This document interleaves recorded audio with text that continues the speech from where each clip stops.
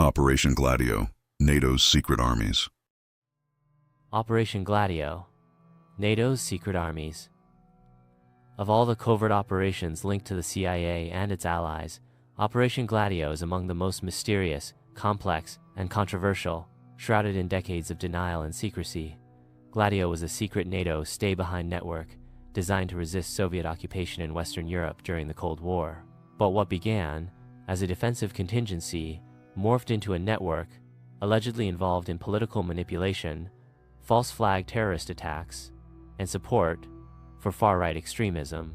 Operation Gladio reveals how the lines between defense, subversion, and state-sponsored terror can become dangerously blurred when secrecy reigns and democratic oversight is ignored. The origins of Gladio. The idea of stay-behind networks originated in the early years of the Cold War.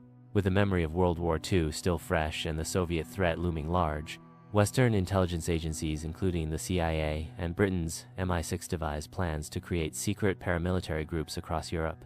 These groups were meant to serve as underground resistance cells in the event of a Soviet invasion. The plan was supported by NATO and coordinated through the Clandestine Planning Committee, CPC, and the Allied Clandestine Committee, ACC. The Italian branch of this network was called Gladio, Latin for sword, and eventually the term was used more broadly to describe the entire program. These secret armies were equipped with weapons caches, radio transmitters, forged documents, and secret funding. They recruited individuals, often ex-soldiers, right-wing militants, and intelligence operatives who would remain dormant until activation was needed. CIA involvement and strategy. The CIA played a pivotal role in the creation, funding, and training of Gladio operatives.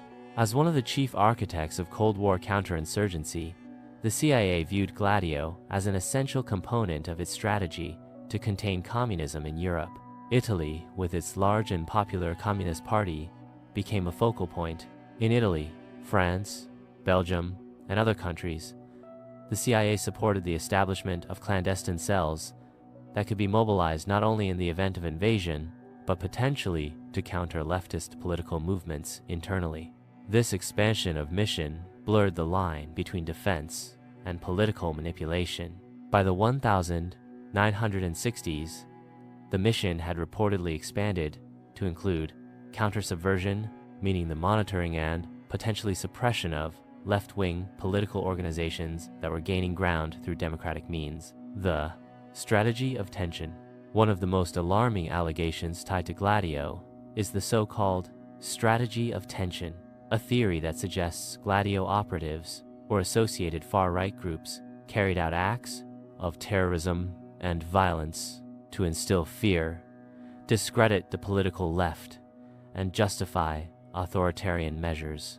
In Italy, this strategy allegedly involved false flag terrorist attacks, where atrocities were blamed on left-wing extremists to manipulate public opinion and political outcomes. Exemples include the Piazza Fontana bombing, 1969, in Milan, which killed 17 people. The Bologna train station bombing, 1980, one of the deadliest terrorist attacks in Italy, which killed 85 and injured over 200. A wave of bombings, shootings, and kidnappings during the 1970s and early 1980s, known in Italy as the Years of Lead, initially blamed on anarchists and leftist groups. Later investigations revealed that many of the perpetrators were far-right extremists with alleged ties to Gladio or the Italian intelligence services. In a 1990 speech before the Italian parliament, Prime Minister Giulio Andreotti confirmed the existence of Gladio. This bombshell admission ignited a political scandal across Europe. Multiple countries began investigating the presence of similar stay-behind armies. Gladio across Europe. Although Italy was the epicenter of Gladio's exposure, stay-behind networks existed across Western Europe, including France, run through the SDC, France's external intelligence agency; Germany, coordinated through the BND, Federal Intelligence Service, with CIA support; Belgium, Gladio units operated and were later implicated in unsolved terror attacks; Greece. The Gladio equivalent was linked to the military junta that ruled from 1967 to 1974. Turkey. Counter-guerrilla units were established, allegedly involved in political violence and the suppression of leftist movements. In each case, the networks were cloaked in secrecy, and their exact roles remained contested. Some functioned purely as resistance units in planning. Others, according to whistleblowers and investigative journalists, crossed into domestic subversion and political violence. Political fallout and denials. Once Gladio was exposed in the early 1990s, European governments scrambled to respond. Official inquiries were launched in Italy, Belgium, and Switzerland. While some confirmed the existence of stay-behind operations, others denied any involvement in illegal activities. The CIA and NATO refused to fully cooperate, offering vague acknowledgments of contingency plans, but denying knowledge of terrorism or political manipulation. In Italy, the scandal rocked the political establishment. Testimony from former operatives and journalists, such as Francesco Cossiga and Licio Gelli, head of the secretive II Masonic Lodge, pointed toward a network that operated parallel to and sometimes outside democratic authority. Despite years of investigations, no high-level figures were held criminally responsible for the alleged misuse of Gladio networks. Many records remain classified or were destroyed. The ethics of secret armies. At its core, Operation Gladio poses profound ethical questions. Should democracies operate secret armies without parliamentary oversight? Can clandestine networks be justified in times of peace? What happens when defense mechanisms turn into instruments of domestic control? The answer lies not just in the theoretical purpose of Gladio, but in its alleged misuse. If even a portion of the claims are true that these networks were involved in false flag terrorism or political repression, it represents a fundamental betrayal of democratic principles. While the Cold War provided the backdrop for extreme measures, it also highlighted the danger of unchecked intelligence powers, where the end can be used to justify nearly any means. Legacy and conspiracy. To this day, Operation Gladio remains a subject of debate among historians, intelligence analysts, and conspiracy theorists. Some argue the allegations of false flag terrorism are exaggerated or unproven. Others point to corroborated evidence, eyewitness testimony, and partial declassified files as proof that the truth is far darker than officially admitted. Regardless of the full extent of its activities, Gladio exposed the depth of Cold War paranoia where fear of communism was used to justify hidden militarization and the erosion of democratic oversight. The operation also cast a long shadow over European trust in American intelligence. The very allies who championed liberty and democracy had, it seemed, created the machinery for covert authoritarianism just in case democracy went the wrong way. In conclusion, Operation Gladio is not just a Cold War elicits a warning. It reveals the dangers of secrecy in intelligence operations and how easily protective structures can be twisted into tools of control. Whether through omission, collaboration, or active subversion, Gladio showed how democracies can be undermined from within, not by invading armies, but by their own hidden hands. Operation Cyclone, arming the Afghan Mujahideen. Operation Cyclone, arming the Afghan Mujahideen.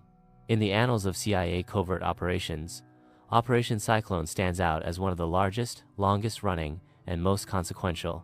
Launched in 1979 and continuing through the late 1980s, Operation Cyclone involved the secret funding, training, and arming of Afghan Mujahideen fighters resisting the Soviet invasion of Afghanistan.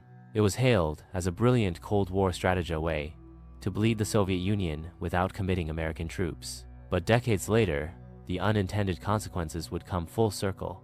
The very fighters the US had supported would evolve into militant groups that would challenge America's global influence, culminating in events like the rise of Al-Qaeda and the 9/11 attacks. Operation Cyclone was a high-stakes geopolitical gamble, and its aftermath redefined modern warfare and international terrorism. The Soviet invasion of Afghanistan.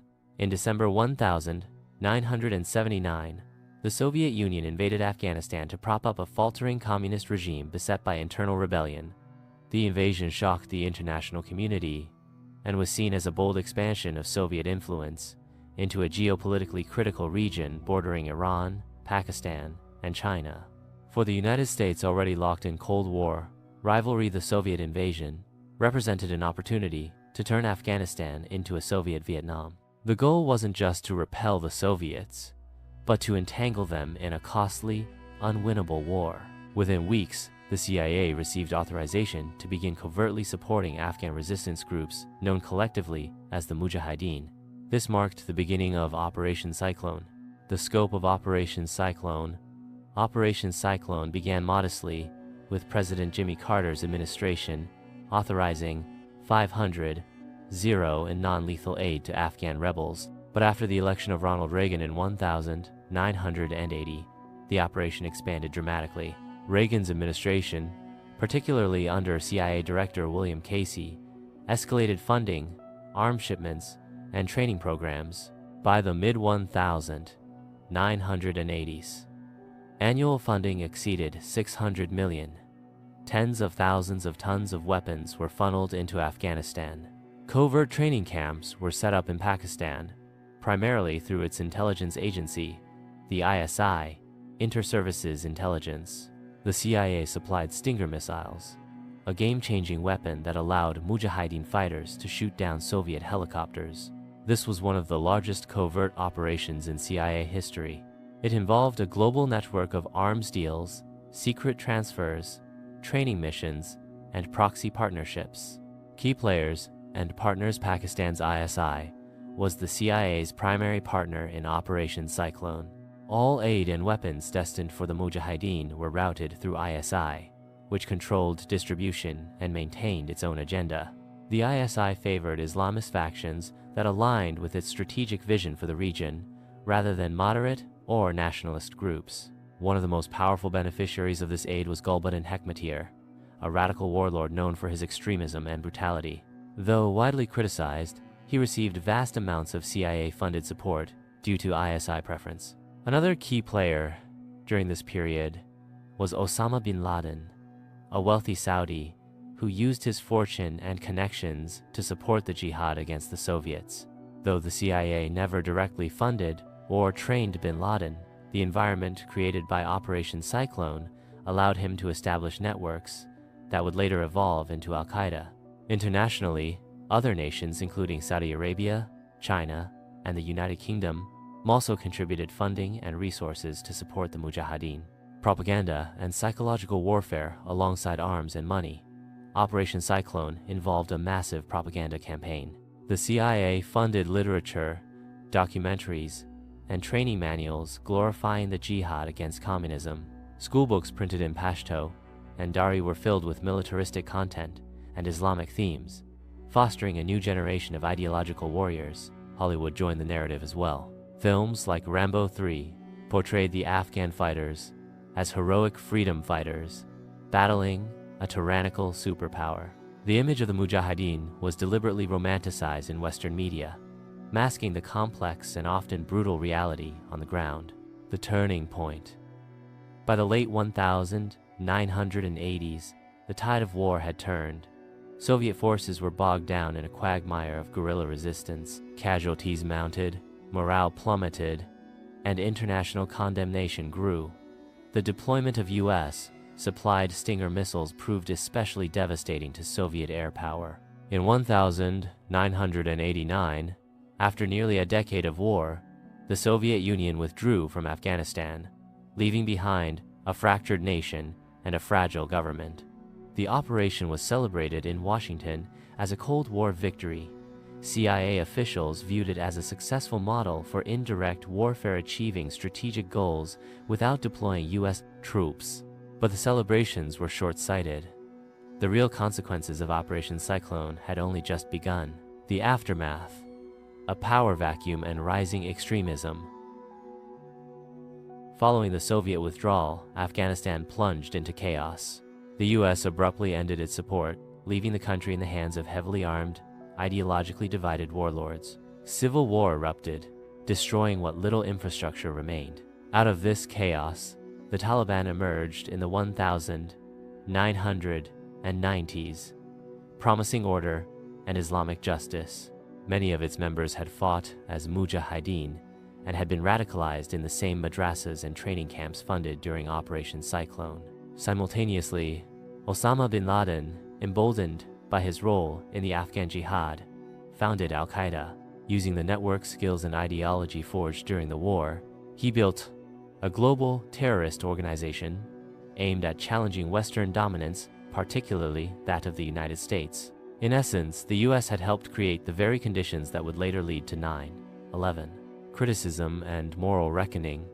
In hindsight, Operation Cyclone has been heavily criticized for supporting radical elements without accountability, ignoring the long-term consequences of militarizing religious extremism, abandoning Afghanistan after the strategic objective was met, turning a blind eye to Pakistan's manipulation of aid distribution. Even some former CIA officials have expressed regret.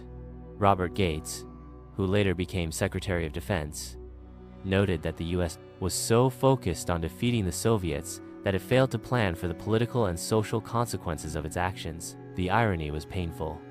In fighting one enemy, the US had helped sow the seeds for the rise of another far more elusive and deadly. Operation Cyclones. Legacy Operation Cyclone is a case study in proxy warfare tactic used by powerful nations to influence conflicts without direct involvement. It showed how effective such strategies could be in the short term, but also how disastrous the unintended consequences could become. Its legacy includes the militarization of Islamic fundamentalism, the birth of modern jihadist networks, the destabilization of Afghanistan for decades, the eventual need for a massive US military intervention post 9/11. What began as a covert Cold War mission ended up reshaping the global landscape, contributing to a new era of asymmetric warfare and transnational terrorism. In conclusion, Operation Cyclone achieved its immediate goal, helping to drive the Soviet Union out of Afghanistan. But it also left behind a geopolitical vacuum, empowered extremist factions, and inadvertently contributed to the rise of America's most dangerous future adversaries. It is a stark reminder that in the world of covert operations, short-term success can carry long-term consequences that transcend generations.